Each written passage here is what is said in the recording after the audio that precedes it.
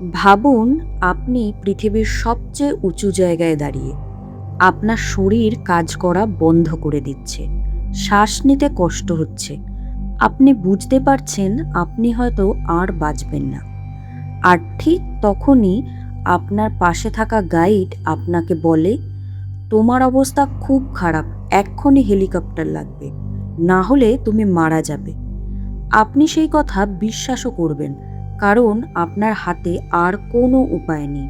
কিন্তু যদি আমি বলি আপনি আসলে অসুস্থ ছিলেনই না, আপনাকে ইচ্ছা করে অসুস্থ বানানো হয়েছিল। হ্যাঁ, মাউন্ট এভারেস্টের বুকে চলছে ভয়ঙ্কর এক খেলা, যেখানে মানুষের জীবন নয়, টার্গেট হলো তার ইন্স্যুরেন্সের টাকা। খাবারে বেকিং সোডা মিশিয়ে নকল অসুখ বানিয়ে চলছে একটা বিশাল বড় সিন্ডিকেট। প্রায় $20 মিলিয়ন লুট হয়েছে এখনো অবধি। কারা আছে এই সিন্ডিকেটের পেছনে? কিভাবে একজন একদম সুস্থ মানুষকে মৃত্যু পথযাত্রী বানানো হয়? আর এতদিন কেউ ধরতেও বা পারেনি কেন এই ভয়ঙ্কর স্ক্যামটা? আজকের ভিডিওতে আমরা জানব এভারেস্টের সেই অন্ধকার দুনিয়া, যেখানে গাইডই হয়ে উঠতে পারে সবচেয়ে বড় শত্রু। এটাই হলো এভারেস্ট রেস্কিউ স্ক্যাম। পৃথিবীর সবচেয়ে উঁচু জায়গা মাউন্ট এভারেস্ট, যেটা দাঁড়িয়ে আছে হিমালয়ের বুকে, নেপাল আর চীনের সীমান্তে।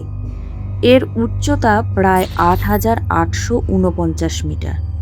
কিন্তু এই চূড়ায় পৌঁছাতে গেলে একটা না, বরং দুটো রাস্তা রয়েছে। একটা নেপালের দিক থেকে, অন্যটা চীনের তিব্বতের দিক থেকে।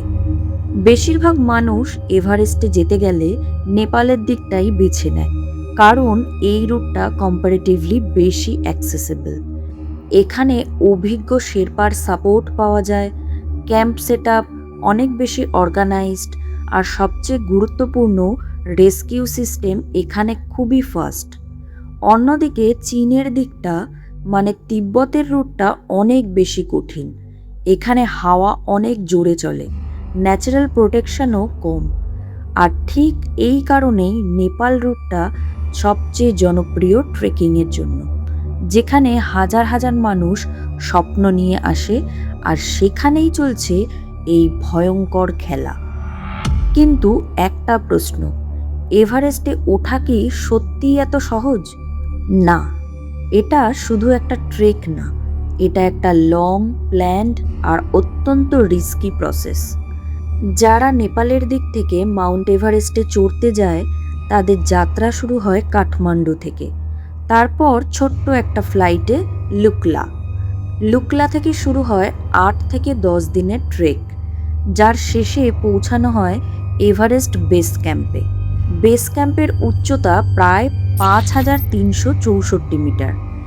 এখানেই ক্লাইম্বাররা কিছুদিন রেস্ট নেয়, কারণ এখান থেকেই শুরু হয় আসল চ্যালেঞ্জ।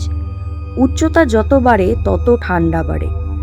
বেস ক্যাম্পের উষ্ণতা প্রায় -10 ডিগ্রি থাকে, আর তারও উপরে -30 ডিগ্রি বা তারও নিচে। কিন্তু আসল সমস্যা ঠান্ডা না, অক্সিজেন।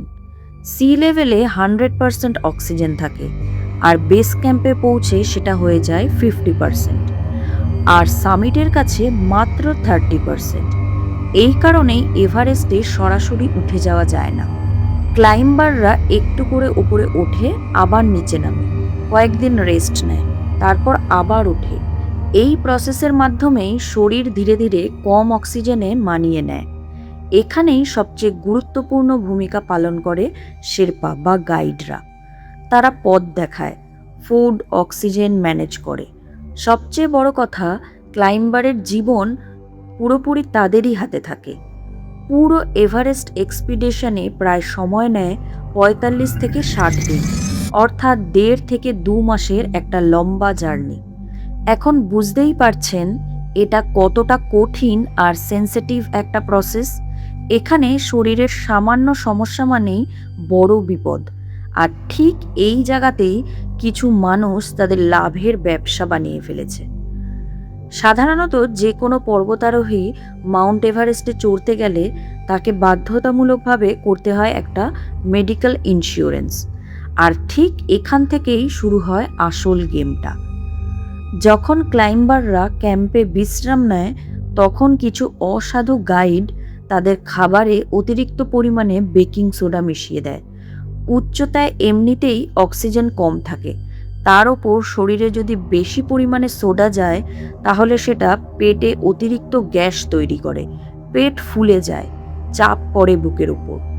তারপরই শুরু হয় শ্বাসকষ্ট, বুক ধড়ফড়। এই অবস্থায় ক্লাইম্বার ভাবে তার হয়তো অ্যালটিটিউড সিকনেস হয়েছে, বা আরও ভয়ঙ্কর, ফুসফুসে জল জমে গেছে হয়তো। আর ঠিক তখনই গাইড এসে বলে, তোমার অবস্থা খুব খারাপ, এখনই নামতে হবে, এখনই তোমাকে নিয়ে হাসপাতালে যেতে হবে, না হলে তুমি বাঁচবে না। কিছুক্ষণ পর একটা হেলিকপ্টার আসে রেস্কিউ করতে। আপনি হয়তো ভাববেন এটা জীবন বাঁচাতে এসেছে, কিন্তু সত্যিটা হলো এটা সবসময় এমার্জেন্সি রেস্কিউ না, এটা অনেক সময়ই একটা প্রি প্ল্যান্ড মেডিকেল ইভাকিউশন। এই হেলিকপ্টারটা আসলে একটা ফ্লাইং অ্যাম্বুলেন্স, যার পুরো খরচ আপনার মেডিকেল ইন্স্যুরেন্স থেকে যাবে। একটা হেলিকপ্টার ইভাকুয়েশনের খরচ কয়েক হাজার ডলার পর্যন্ত, আর এই সুযোগটাই কাজে লাগায় সিন্ডিকেট। হাসপাতালে পৌঁছানোর পর স্ক্যামটা আরও বড় হয়ে যায়।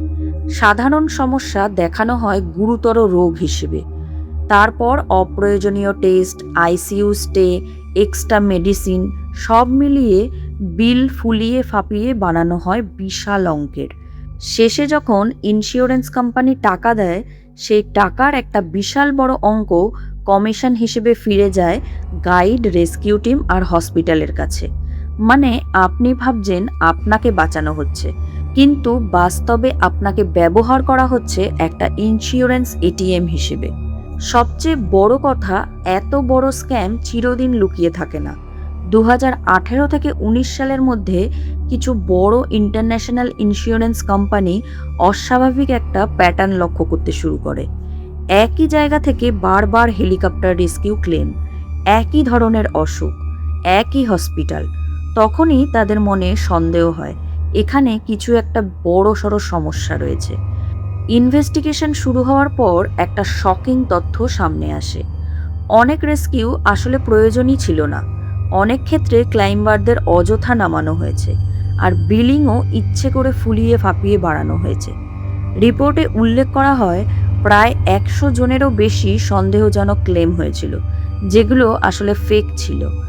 পরিস্থিতি এতটাই খারাপ হয়ে যায় যে কিছু ইন্স্যুরেন্স প্রোভাইডার নেপালের এভারেস্ট এক্সপিডিশনের জন্য আর ইন্স্যুরেন্সই দিতে চায় না, কারণ এইভাবে চলতে থাকলে তাদের কোটি কোটি ডলারের ক্ষতি হচ্ছিল।